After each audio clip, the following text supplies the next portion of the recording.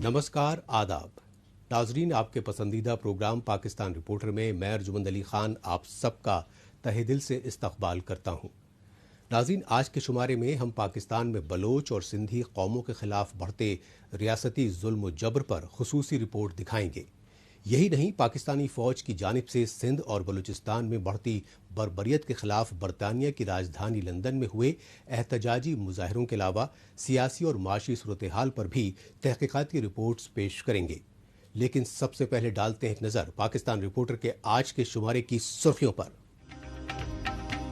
लापता बलोचों के लवाहिकीन के शदीद एहतजाज से दुनिया में शर्मसार पाकिस्तान। कराची में सिंधी जमीनों पर कब्जे पर लंदन में सरापा एहतजाज रहे सिंधी लीडरान। और पीडीएम चीफ मौलाना फजलुर रहमान ने फिर किया हुकूमत मुखालिफ रैलियों का ऐलान।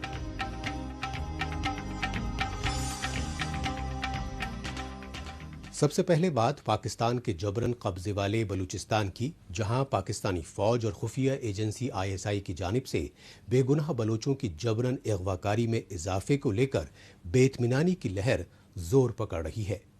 इस बेइत्मीनानी का इजहार करने के लिए बलूचिस्तान की राजधानी क्वेटा में लापता बलोचों के लवाहिकीन ने एहतजाजी मार्च और हुकूमती ऐवानों के सामने धरना दिया। खास बात यह रही कि लापता बलोचों के लवाहिकीन ने इस बार बलूचिस्तान नेशनल पार्टी और Voice for Baloch Missing Persons की रहनुमाई में पाकिस्तानी फौज की बढ़ती बर्बरियत के खिलाफ शदीद एहतजाज किया। ये एहतजाजी मनाजिर हैं पाकिस्तान के जबरन कब्जे वाले बलूचिस्तान की राजधानी क्वेटा के, और पाकिस्तानी फौज और खुफिया एजेंसी आईएसआई की मुतवाजी हुकूमत वाले बलूचिस्तान के दारुल हुकूमत क्वेटा की सड़कों पर सरापा एहतजाज मुजाहिरीन हैं। उन सैकड़ों हजारों लापता बलोचों के लवाहिकीन जिनके प्यारों को पाकिस्तानी फौज और खुफिया एजेंसियां अपने टॉर्चर सेलों में बरसों से गैर कानूनी कैद रखकर अजियतें दे रही हैं, लेकिन पाकिस्तान में आर्मी एस्टैब्लिशमेंट की कठपुतली हुकूमत और इंतजामिया खामोश तमाशाई बनी हुई है।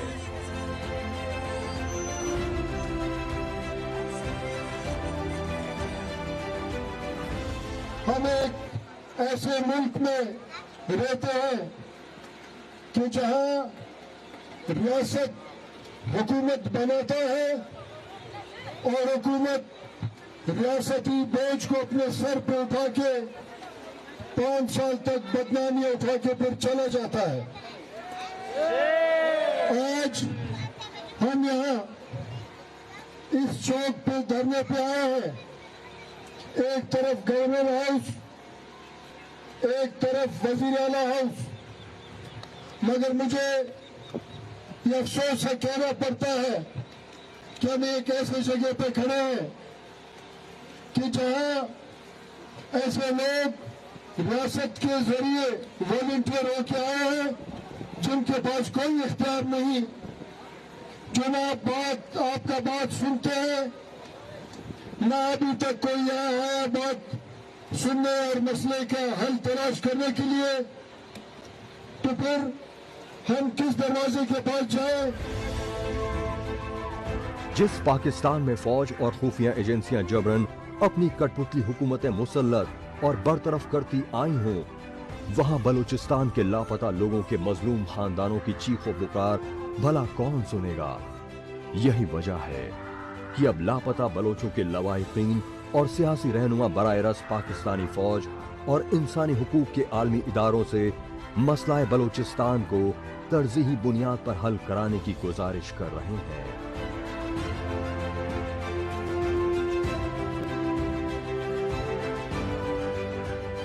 मैं पाकिस्तानी एस्टेब्लिशमेंट से मुतालबा करता हूँ कि पाकिस्तानी कवानीन के मुताबिक इनको डील किया जाए।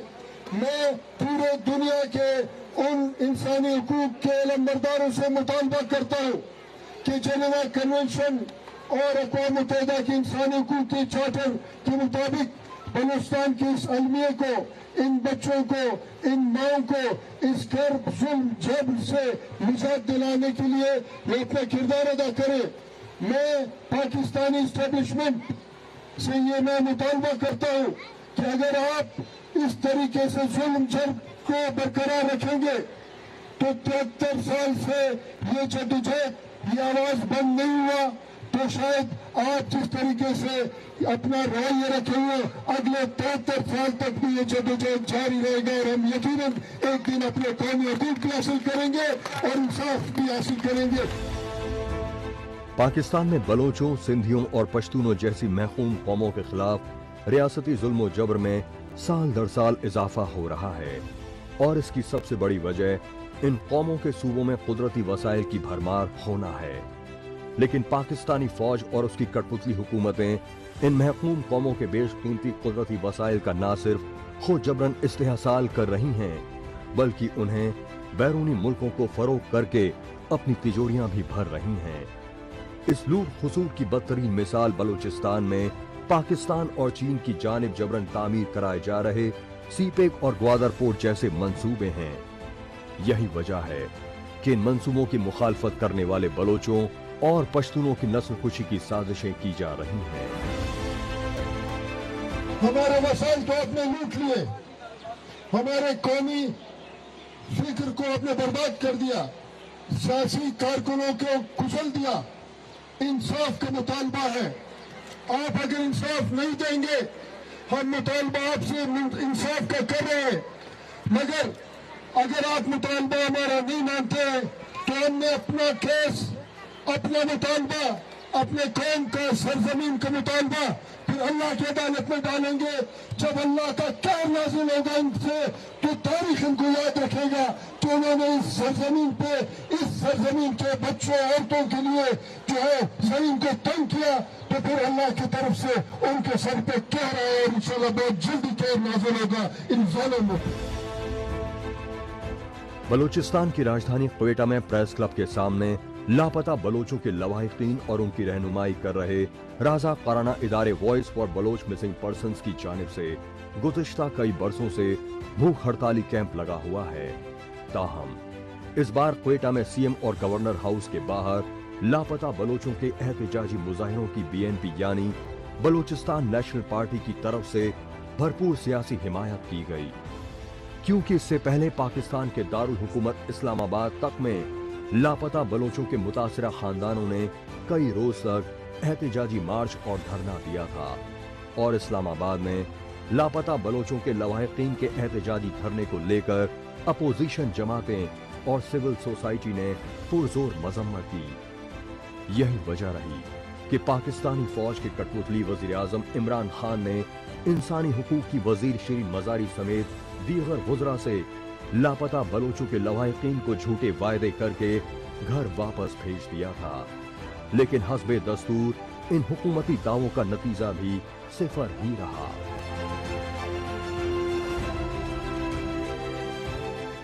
اب رخ کرتے ہیں برطانیہ کی راجدھانی لندن کا اور جائزہ لیتے ہیں برطانوی وزیر اعظم کی رہائش گاہ کے سامنے پاکستان کے خلاف ہوئے احتجاجی مظاہروں کا۔ خاص بات یہ رہی کہ لندن میں پاکستان مخالف احتجاج ورلڈ سندھی کانگریس کے بینر تلے کیا گیا، اور ان احتجاجی مظاہروں میں جلاوطن سندھی لیڈران نے بڑی تعداد میں حصہ لے کر پاکستانی فوج اور بحریہ ٹاؤن کی جانب سے کراچی میں سندھی اور بلوچی کاشتکاروں کی پشتینی زمینوں پر جبراً قبضے کے خلاف بین الاقوامی سطح پر آواز اٹھائی۔ ریاستی ظلم و جبر جب اپنی حدیں پار کر جاتا ہے تو متاثرہ لوگوں کے صبر و تحمل کی حدیں بھی پار ہو جاتی ہیں، اور پھر ان کے دلوں میں دبے غم و غصے کی چنگاریاں آتش فشاں میں تبدیل ہو جاتی ہیں۔ اس سچائی کی عکاسی کر رہے ہیں برطانیہ کی راجدھانی لندن میں پاکستان مخالف احتجاجی مظاہروں کے یہ مناظر۔ خاص بات یہ رہی کہ لندن میں برطانوی وزیر اعظم کی رہائش گاہ 10 ڈاؤننگ اسٹریٹ کے سامنے ورلڈ سندھی کانگریس کی جانب سے کیے گئے، اور ان احتجاجی مظاہروں کی اصل وجہ رہی سندھ صوبے کی راجدھانی کراچی کے سمندری ساحل پر واقع سندھی اور بلوچی کاشتکاروں کی پشتینی زمینوں پر پاکستانی فوج اور اس کی کنسٹرکشن کمپنی بحریہ ٹاؤن کی طرف سے کیا جا رہا جبراً قبضہ۔ Bahria town or occupation of any land all issues, coastal land issues, the jobs, the illegal immigration, these are symptoms. We got to find the root cause of this issue. The root cause is that Pakistan establishment hates Sindhis. London में सरापा एहतजाज world Sindhi Congress के जिला वतन सियासी रहनुमाओं ने बताया कि पाकिस्तान में सिंधियों और बलोचों के खिलाफ मुनाफरती जुनून में रियासती जुल्म जब्र पुराना दस्तूर रहा है, लेकिन पाकिस्तानी फौज के कठपुतली वजीर आजम इमरान खान की तानाशाही हुकूमत में सिंधियों और बलोचों पर रियासती मजालिम में मुसलसल इजाफा हो रहा है। तभी तो बहरिया टाउन की तरफ से कराची के समंदरी साहिल पर मुश्तमिल सिंधी और बलोचों की 46,000 एकड़ बेशकीमती जमीन पर नाजायज कब्जा करने के लिए तशद्दुद का रास्ता इख्तियार किया जा रहा है। हस्बे दस्तूर समंदरी साहिल पर मुकीम जमीनों पर आलीशान इमारतें तामीर करके पाकिस्तानी फौज और बहरिया टाउन करोड़ों अरबों रुपए कमाना चाहते हैं।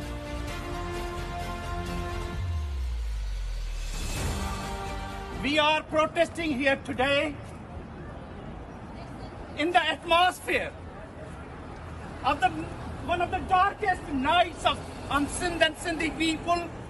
I can see, as a scientist, based on the research, that in the current world, Sindh is experiencing the fastest occupation. Bahria town is just one example. बरतानिया की राजधानी लंदन की तरह न्यूजीलैंड में भी सिंधी कौम परस्त जमातों के जिला वतन लीडरों और कारकुनों की जानिब से पाकिस्तान के खिलाफ शदीद एहतजाजी मुजाहिरे किए गए।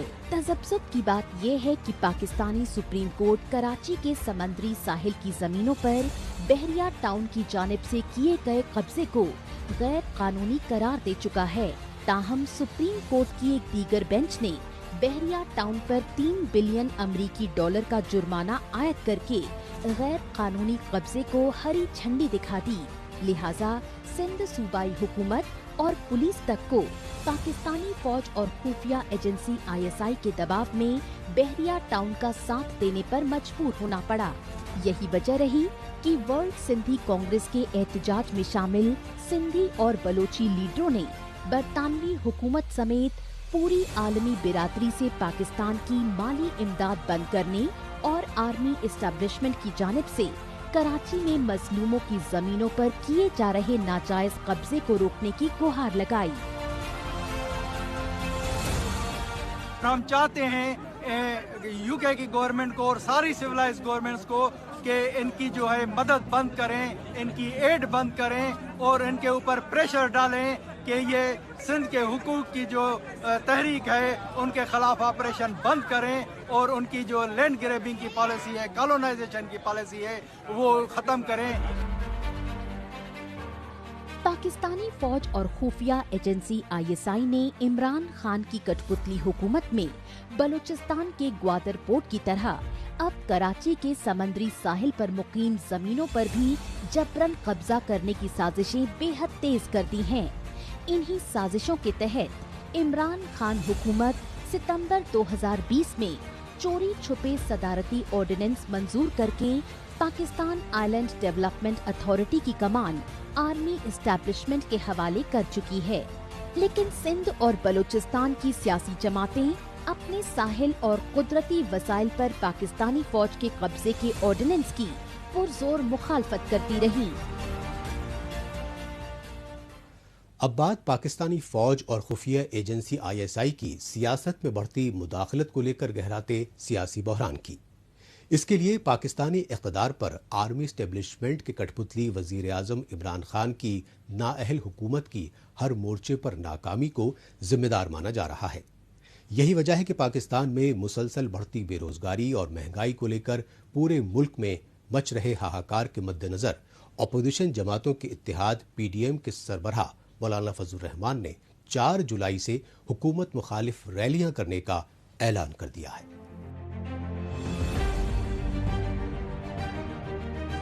पाकिस्तान में हिज़्ब इख्तिलाफ के लीडर शहबाज शरीफ ही नहीं बल्कि पीडीएम यानी पाकिस्तान डेमोक्रेटिक मूवमेंट के चेयरमैन मौलाना फजलुर रहमान ने भी अपोजिशन जमातों को फिर से मुत्तहिद करने की कोशिशें तेज कर दी हैं। इन्हीं कोशिशों को तक़वियत देने के मकसद से मौलाना फजलुर रहमान ने वज़ीर आज़म इमरान खान की पार्टी पीटीआई की हुक्मरानी वाले पंजाब सूबे के भक्कड़ शहर का हंगामी दौरा किया। इस मौके पर मौलाना फजलुर रहमान ने पाकिस्तानी मीडिया और सहाफती इदारों के सहाफियों के मुख्तलिफ सवालात के भरपूर जवाब दिए। पाकिस्तान डेमोक्रेटिक मूवमेंट वो अवाम में वापस जा रही है रमज़ान शरीफ के तातुल के बाद, और 4 जुलाई को इंशाअल्लाह स्वात में तारीख़ का बहुत बड़ा इज्तिमा होगा, और फिर इंशाअल्लाह अल अज़ीज़ 29 जुलाई को कराची में तारीख़ का इंशाअल्लाह अज़ीमुश्शान इज्तिमा होगा, और जिसमें अवाम को एक प्लेटफार्म पर मुश्तमिल किया जाएगा ताकि एक नाजायज़, नाकाम और नाअहल हुकूमत से इस मुल्क को निजात मिल सके। पाकिस्तानी इक़्तिदार पर काबिज़ इमरान खान की हुकूमत खुसूसन नए वज़ीर ख़जाना शौकत तरीन मुआशी हालात में बेहतरी के मुसलसल दावे कर रहे हैं, लेकिन मौलाना फजलुर रहमान ने इन दावों को आलमी वबा कोविड-19 का रहम व करम की देन बताया। कोरोना की बरकत से कुछ पैसे मिले हैं उनको, जिस पर ये लोग इतरा रहे हैं कि हमारी मईशत बेहतर हो गई। बांग्लादेश और इंडिया के लॉकडाउन की वजह से गारमेंट्स की बरामदात के तमाम ऑर्डर्स अब पाकिस्तान को मिल रहे हैं, जिसकी वजह से कुछ बरामदात में फ़ायदा हुआ है, तो उसको अपनी पॉलिसियों का हिस्सा बना रहे हैं। पाकिस्तानी फौज और खुफिया एजेंसी ISI की जानिब से सच और हक की आवाज़ दबाने के लिए सहाफ़ियों पर बढ़ते हमलों को बुज़दिलाना काली करतूत बताया मौलाना फजलुर रहमान ने, क्योंकि सहाफ़ियों के खिलाफ खौफनाक हमलों को लेकर पाकिस्तान की न सिर्फ दुनिया भर में शदीद फजीहत हो रही है, बल्कि पाकिस्तानी मुआशरे में शबी भी दागदार हो रही है। सहाफ़त तो हम तो हमेशा आज़ादी सहाफ़त के कायल हैं। जमहूरी माहौल है कहीं पर तो वहाँ पर सहाफ़त है, जहाँ जमहूरियत नहीं है वहाँ सहाफ़त भी नहीं है, जहाँ डिक्टेटरशिप है, जहाँ बादशाह आते हैं वहाँ सहाफ़त भी उसके कंट्रोल में होती है। लेकिन यहाँ पर तो घरों में जा जाकर लोगों को मारना, पीटना, उनके टांगे तोड़ना, हाथ तोड़ना, तज़लील करना, क्या ये हमारे रियासती इदारों का काम है? क्या इससे उनकी इज़्ज़त व तौक़ीर बढ़ती है? क्या इससे पाकिस्तान बचेगा? क्या इससे पाकिस्तान का तहफ़्फ़ुज़ होगा? तो इस किस्म की चीज़ों पर जो शिकायतें सामने आ रही हैं, इससे एस्टेब्लिशमेंट की गिरफ्त जो है उस मुल्क पर वो कमज़ोर पड़ जाएगी। पीडीएम यानी पाकिस्तान डेमोक्रेटिक मूवमेंट की जानिब से इमरान खान हुकूमत के खिलाफ चारों सूबों के मुख्तलिफ शहरों में बड़ी बड़ी रैलियां की गईं। इन रैलियों में पाकिस्तान की 11 हिज़्ब मुखालिफ जमातों के लीडरान और सियासी कारकुनों के अलावा आम लोग भी भारी तादाद में शामिल होते रहे।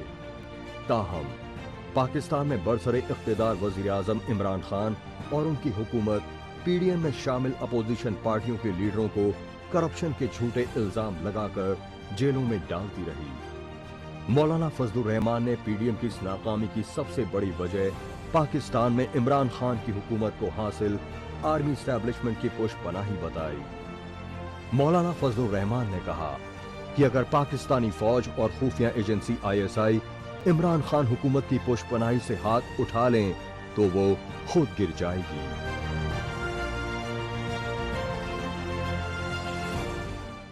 पाकिस्तान रिपोर्टर में अभी बाकी है कि इलेक्ट्रिक की नाकामियों पर बरसे जमात इस्लामी के लीडर हाफिज नईमुर रहमान।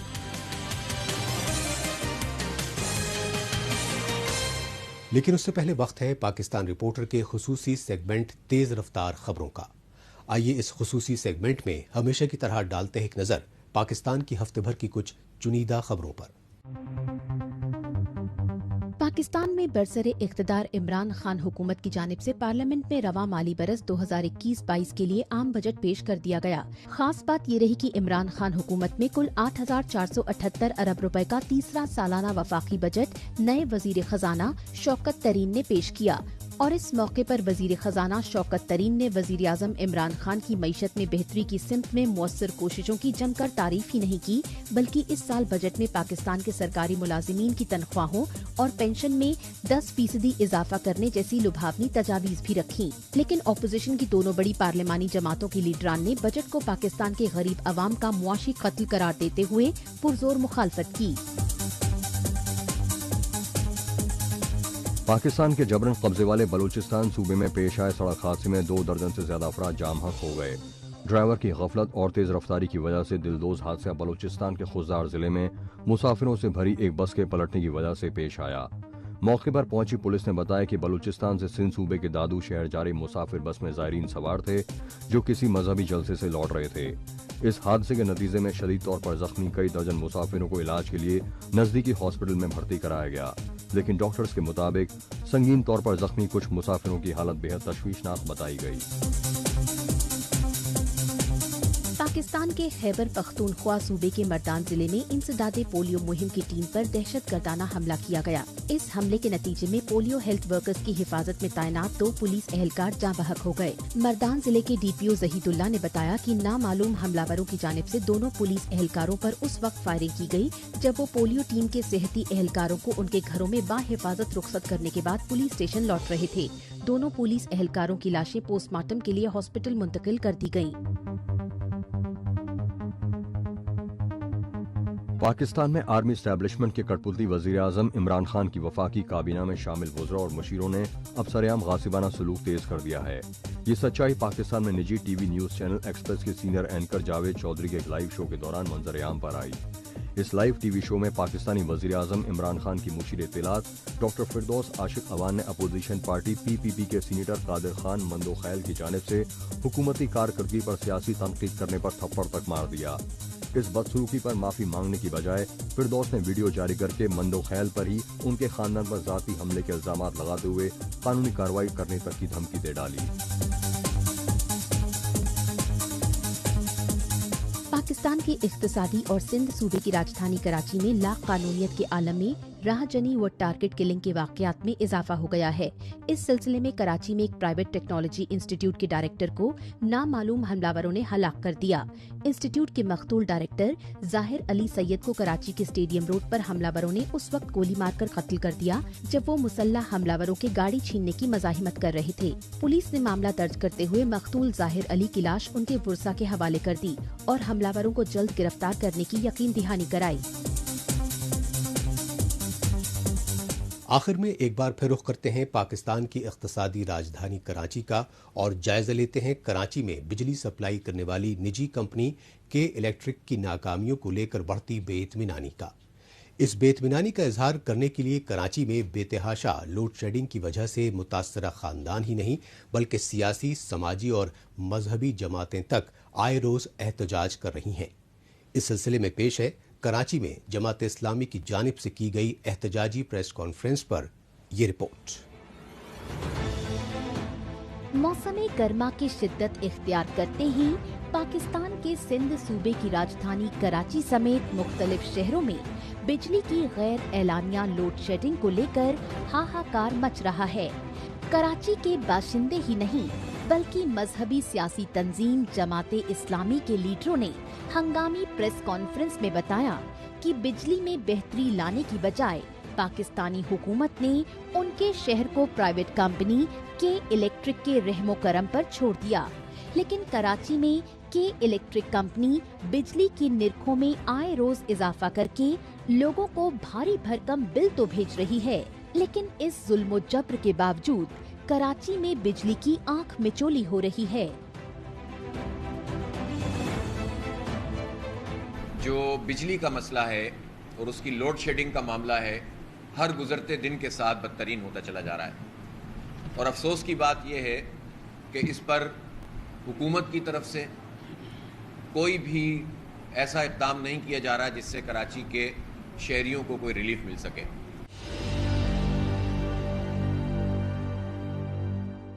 اس وقت جو لوڈ شیڈنگ کا معاملہ ہے، پہلے تو کہ الیکٹرک والے یہ کہتے تھے کہ ہمارے پاس بجلی کی کمی ہے اور ڈیمانڈ زیادہ ہے۔ ہر گزرتے دن کے ساتھ ان کا یہ جو حالانکہ اس پر بھی ہم یہ بات بتاتے تھے کہ یہ بات ٹھیک نہیں کہہ رہے. کراچی کی جو بجلی کی ڈیمانڈ ہے آج سے 3 اور 4 سال پہلے بھی ایسا نہیں تھا کہ وہ ڈیمانڈ جو ہے وہ اتنی زیادہ ہو گئی تھی کہ الیکٹرک اس کو پورا نہیں کر سکتا تھا.